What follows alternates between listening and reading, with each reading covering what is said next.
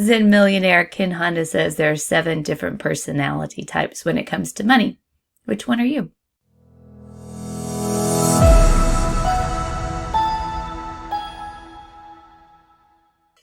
Hey, I'm Rebecca. Thanks for joining me on the Mamalorian Way, where I like to talk about money and today our relationship with money. So let me share my screen. 7 money personality types.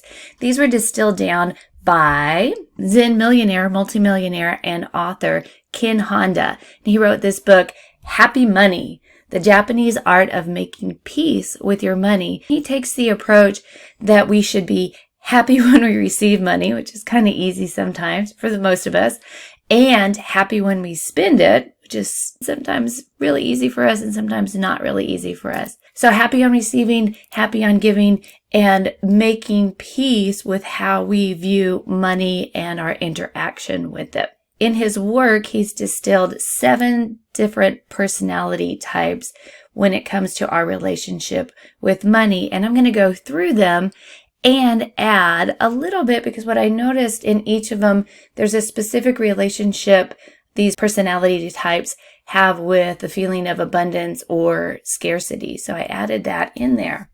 Plus, these little fun quotes. I have enough money to last me the rest of my life, unless I buy something. Category number 1.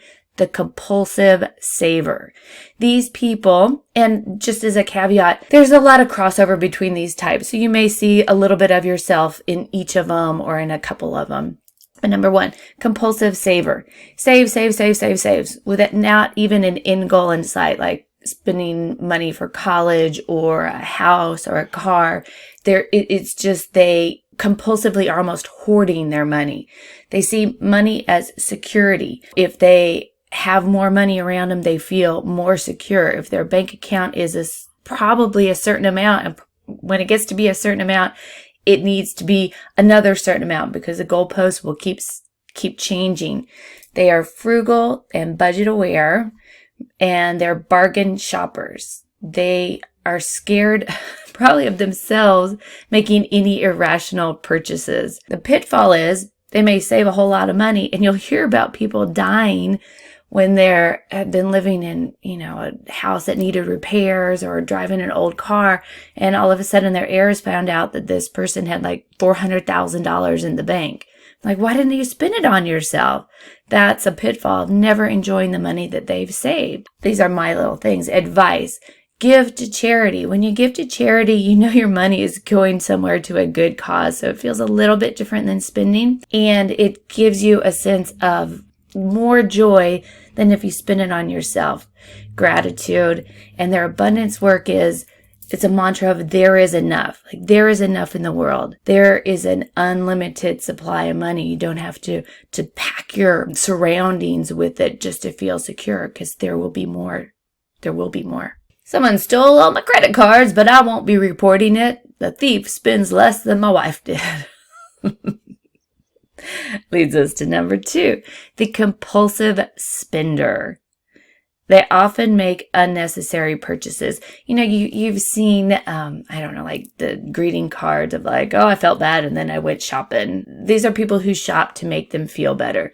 Buy when in emotional distress, or if they kind of need a gratification hit. A lot of times, though, they go to the mall, they get 10 pairs of shoes, and they feel remorseful and shameful about it.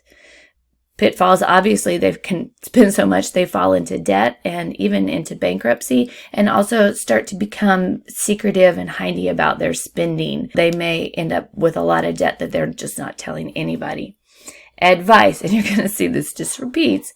Give to charity. So when you feel the need to get a hit by helping, by being the helper rather than the receiver, being the giver rather than the receiver. Always gratitude, because the next part of it is abundance work to see I am enough. So in the compulsive saver, that there is enough in the world, this abundance work is I am enough.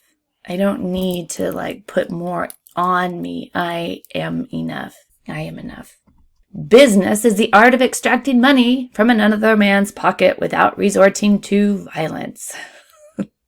I don't know why I threw these in. I do it because they're funny. Compulsive moneymaker, number 3. Their top priority is growing wealth and making money. They are making money because of their craving for recognition for their success in making money. No amount is ever going to be enough. Like if they make $100,000, well, then they got to make $200,000. They make it $200,000, $500,000, $1 million. It's got to be 10 million because it's never enough. It's not so much about the money. It's a recognition that they can achieve that success and is measured in their worlds by money. Pitfalls, neglecting relationships.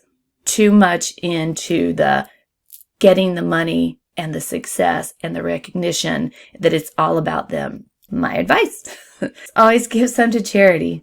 Be the giver, not the receiver. Gratitude for other people along the way, especially. Weirdly enough, this is kind of like the compulsive saver. I am enough. They're trying to stuff their pockets. Mr. Moneybags over here, Mr. Moneybags trying to stuff their pockets just like the savers are trying to stuff their bank accounts so that they feel they're enough. Well, if they don't ever feel they're enough, no amount of money that they make or they save is ever going to be enough. Moving on, number 4. I'm tired of hearing about money. I just want to play the game, drink Pepsi, and wear Reebok. Number 4, people who are indifferent. They rarely think about money. They might secretly, or not even so secretly, believe that money is inherently bad. And they definitely believe money shouldn't influence decisions. You fall in love with somebody, whether they're rich or poor, you love them. You shouldn't compare yourself to other people. I mean, a lot of it is actually pretty good stuff. But their indifference to money might lead to financial irresponsibility. It was like, yeah, it's just money, I'll spend it.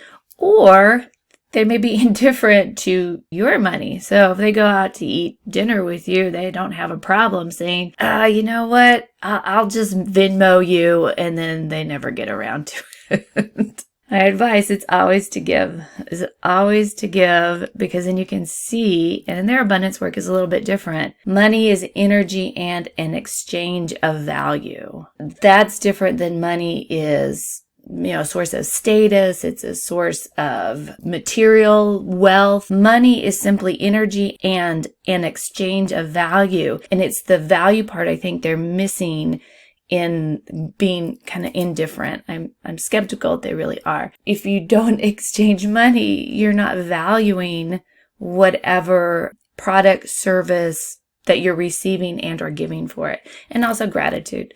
Giving and gratitude for everybody. Number 5, anyone who lives within their means suffers from a lack of imagination. I like this one. This next one probably describes me the most. A saver splurger. Start out saving, but then they give in to spending. It's kind of like being on a diet.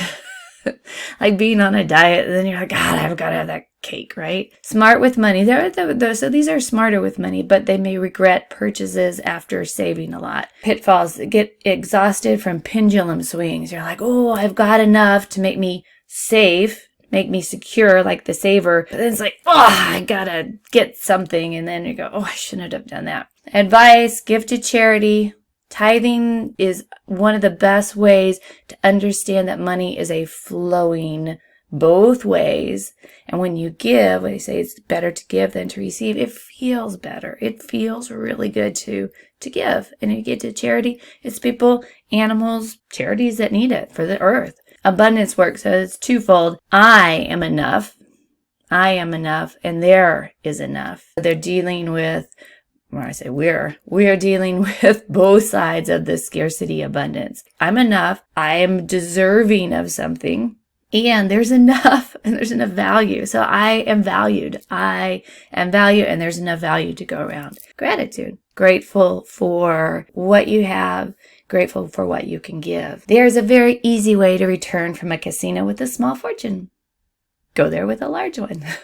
Number 6, the gambler. They take big risk with money. They may get into huge investments and win a lot, lose a lot. They have the traits of spenders and money makers. They like the big highs, like the money makers with the wins. Then they do have the deep lows. And their pitfalls is It's kind of like this saver splurger is the pendulum swing, lost in the thrill of the win. Wow, this is awesome. But then devastating losses and even bankruptcy. Advice, always give a little bit to charity. So you got a little money burning your hole in your pockets. You want to go gamble on something? Give $3 to the animal shelter. Abundance work, I am enough. And it's something internal that they're looking for to have that excitement and that win, that they feel like, I am something. Gratitude. I'm going to do a whole other video on a gratitude work that I've been working with. And I think it's super powerful. And the last one, I don't like money actually, but it quiets my nerves. The worrier, number 7, the worrier. Constant worry over losing money or like the worst case scenario. They have no confidence in their own selves to feel that they could be financially free or secure. So they're worried about losing money, worried about the worst case scenario, and they don't have the confidence in themselves to be able to pick themselves up off the ground. Stash money away for the zombie apocalypse. Okay, I'm a little guilty of that. I got some money stashed away in my drawer just in case. Whatever, we're all a little bit of a mix of this. Pitfalls, they're good to plan. It's good to plan about stuff, but it's not good to obsess and lose happiness of the moment. Advice, give something to charity, y'all. Give, be grateful for what you receive. And the abundance work in this one is there is enough. There is enough because money is currency. It's a flow of energy. Is there ever going to not be enough energy? No. Is there ever going to be the cessation of the flow of energy? No. So gratitude for what comes to you. Enjoy the giving away and abundance work. There is enough. And each of us have traits of every 7 of these. In summary, our relationship with money could be less stressful once we realize how we're responding to it and then what kind of hole we need to fill. If it's there is enough, I am enough, or money is an energy flow. Like, subscribe, and hit me up in the comments. I'd love to hear what y'all think. Bye.